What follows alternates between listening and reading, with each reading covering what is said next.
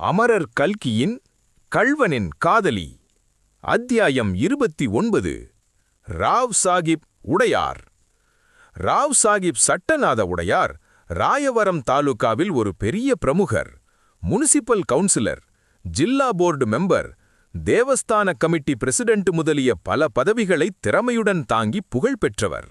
இம்மாதிரி பொது ஸ்தாபன தேர்தல்களில் ஈடுபட்ட அநேகர் அந்த தாலுகாவில் வெகுவாக சொத்து நஷ்டமும் கஷ்டமும் அடைந்திருக்க, இவர் மட்டும் நாளொரு மேனியும் பொழுதொரு வண்ணமுமாக மேலோங்கி வந்தார். இவருடைய செல்வமும் செல்வாத்தைப் போல் செல்வாக்கும் நாளுக்கு நாள் வளர்ந்து வந்தன. இதற்கு காரணம் அவர் பிறந்த வேளை என்றார்கள் சிலர். மகா கெட்டிக்கார மனுஷன், வாயைப் போல் கை, கையைப் போல வாய் என்றார்கள் வேறு சிலர். ஆசாமி திருடன், ஸ்தலஸ்தாபனங்களை கொள்ளையடித்தும் கோவில்களை சுரண்டையுமே இப்படி பணம் சேர்த்து விட்டான் என்றனர் வேறு சிலர். இன்னும் பலர் பலவிதமாகச் சொன்னார்கள். அன்றைய தினம் உடையார் ராயவரம் டவுனை எடுத்து சாலை ஓரத்தில் பெரிய தோட்டத்தின் மத்தியில் கட்டியிருந்த தமது புதிய பங்களாவில் டிராயிங் ரூமில் உட்கார்ந்து தினசரி பத்திரிகைகளுக்கு ஒரு கடிதம் எழுதிக் கொண்டிருந்தார். உடையார் அவ்வளவு பிரபலமாகி தமது செல்வாக்கை வளர்த்துக் கொள்ள காரணமாயிருந்த வழிகளில் இது ஒன்றாகும். அடிக்கடி அவர் பத்திரிகைகளுக்கு காரசாரமான கடிதங்கள் எழுதிக் கொண்டிருப்பார். சர்க்கார் விவசாய இலாகா கவனிக்க வேண்டிய காரியங்களிலிருந்து சர்வதேச சங்கம் உலக யுத்தத்தை தடுப்பதற்காக செய்ய வேண்டிய காரியங்கள் வரையில் அவர் சகல விஷயங்களையும் பற்றி பித்து வாங்கி எழுதும் சக்கையான கடிதங்கள் வாரம் 2 தடவையாவது பத்திரிகைகளில் வெளியாகிக் கொண்டிருக்கும். அம்மாதிரியாக அன்றைய தினம் அவர் எழுதி முடித்த கடிதத்தை இதோ கீழே படியுங்கள். மகாளள ஸ்ரீ பத்திரிகாசிரியர் அவர்களுக்கு, ஐயா, இந்த கொள்ளிடக்கரை பிரதேசத்தில் முத்தையன் என்னும் துணிச்சலுள்ள திருடனின் அட்டகாசங்கள் நாளுக்கு நாள் அதிகமாகியே வருகின்றன. சமீபத்தில் கோவிந்தநல்லூரில் நடந்த பிரபல விவாகத்தின் போது அவன் செய்த சாகசச் செயல்களினால் இந்த தாலுகா முழுவதும் கதிகலங்கிப் போயிருக்கிறது. ஜனங்கள் தங்கள் சொத்துக்கும் உயிருக்கும் எந்த நிமிஷத்தில் ஆபத்து வருமோ என்று சதா சர்வகாலமும் வயிற்றில் நெருப்பை கட்டிக்கொண்டு வாழ்ந்து வருகிறார்கள்.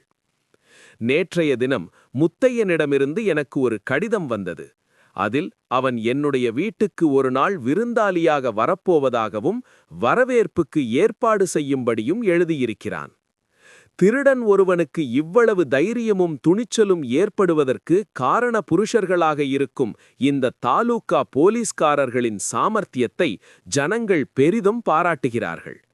கூடிய சீக்கிரத்தில் அவர்கள் எல்லோருக்கும் தக்க ப்ரமோஷன் கொடுக்க வேணுமாய் ஜனங்கள் கோருகிறார்கள். இப்படிக்கு ராவ் சாகிப் K.N. சட்டநாத உடையார்.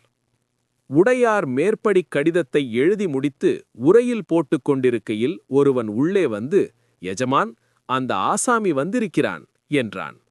உடையாரின் முகத்தில் ஒரு சிறிது திகிலின் சாயை காணப்பட்டது.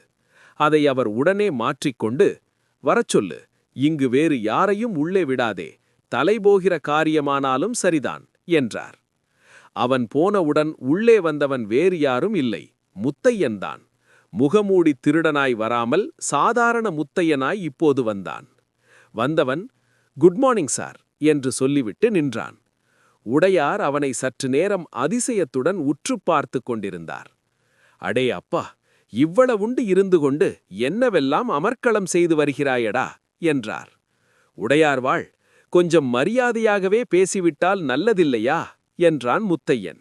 அப்படியே ஆகட்டும் சார், உட்காருங்கள் சார். தங்களை இங்கு விஜயம் செய்யச் சொன்னது எதற்காக என்று ஏதாவது தெரியுமா சார் என்று ராவ் சாகிப் கேட்டார். உங்கள் ஆள் எனக்கு அதெல்லாம் சொல்லவில்லை.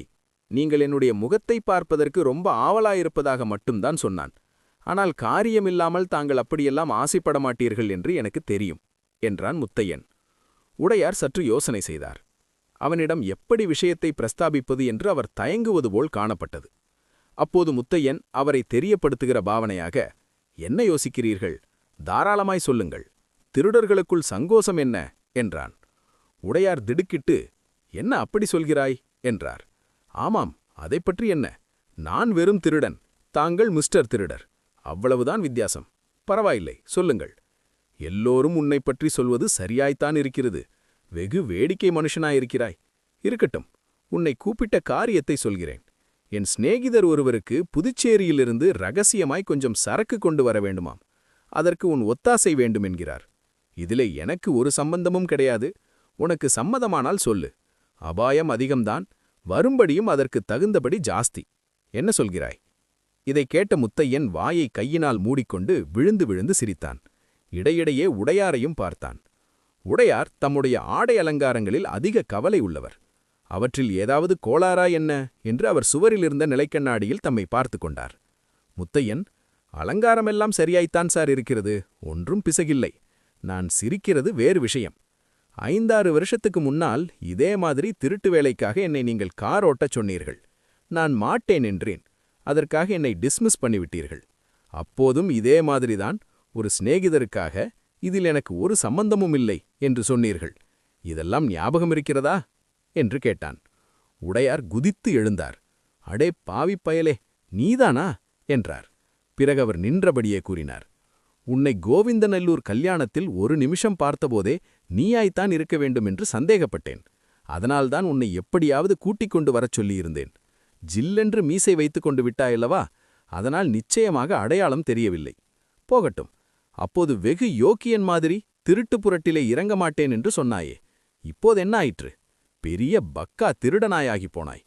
என்னோடு இருந்திருந்தால் உனக்கு அபாயமே கிடையாது. இப்போது நிப்பியகண்டம் பூரணாயுசா இருக்கிறாய். நான் சொல்கிறதை கேள். இப்போதாவது என்னோடு சேர்ந்து விடு. நான் ஒரு விதத்திலே சூறாவளி இருந்தால் நீ இன்னொரு விதத்திலே சூரன். நாம் 2 பேரும் சேர்ந்து வேலை செய்தோமானால் உலகத்தையே விலைக்கு வாங்கிவிடலாம். என்ன சொல்கிறாய் என்றார். ஆமாம், அதெல்லாம் எனக்கு தெரியும். இப்போது இப்படி சொல்வீர், சமயத்தில் கழுத்தை அறுத்து விடுவீர். என்னை காட்டிக் கொடுத்துவிட்டு நீர் மேலே அழுக்குபடாமல் தப்பித்துக் கொள்வீர். உத்தியோகஸ்தர்களுக்கோ உம்மை கண்டால் பயம். அவர்கள் யாராவது முறைத்தால் மேலே ஹோம் மெம்பர் வரையில் உம்முடைய கட்சி. எப்படியாவது தப்பித்துக் கொண்டு விடுவீர். நான் பலியாக வேண்டியதுதான். ஆனால் அதற்கெல்லாம் இப்போது நான் துணிந்த கட்டை. ஒரு தடவை பாண்டிச்சேரி போய் வந்தால் என்ன கொடுப்பீர்? சொல்லும் பார்க்கலாம். முழுசாய் 1 நோட்டு, 1000 ரூபாய் தருகிறேன். சி, இதுதானா? நான் இப்போது வந்ததற்கு பதிலாக உம்முடைய வீட்டிற்கே இராத்திரி வந்தேனானால் அடித்த அடியில் 5000 ரூபாய் கொண்டு போய்விடுவேன். இதைக் கேட்டதும் சட்டநாத உடையார் திடுக்கிட்டார். தீட்டிய மரத்திலே கூர்பார்ப்பாய் போலிருக்கிறதே என்றார். பயப்பட வேண்டாம் உடையார், அப்படியெல்லாம் செய்ய மாட்டேன். திருடன் வீட்டில் திருடன் புகுவது தொழில்முறைக்கு விரோதமல்லவா? போகட்டும், நான் உமக்கு உதவி செய்கிறேன். உம்மால் எனக்கு ஒன்று ஆக வேண்டியதாய் இருக்கிறது. உம் வேலையெல்லாம் முடிந்த பிறகு எனக்கு ஒரு மோட்டார் வண்டி நீர் கொடுக்க வேண்டும். நான் ஒரு தடவை சென்னை பட்டணம் போய் வர விரும்புகிறேன் என்றான் முத்தையன். உடையார் சற்று நிதானித்து, ஆகட்டும், பார்க்கலாம் என்றார். அடுத்த அத்தியாயத்தில் சந்திப்போம்.